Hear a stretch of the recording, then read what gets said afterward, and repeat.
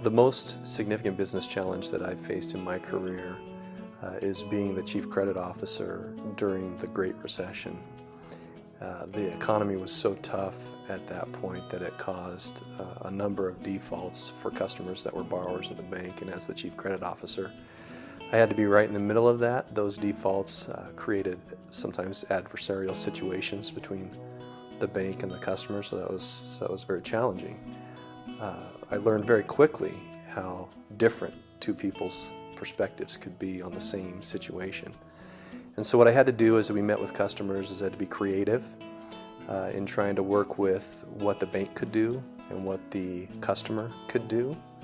I had to be patient because emotions oftentimes ran very high during that time. And then I had to be willing to find middle ground.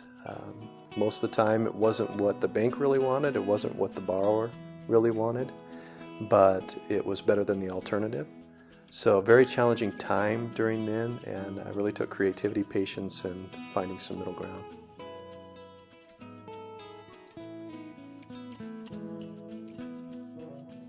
Well, I think first that for me, I've to this point been able to display competency in my field.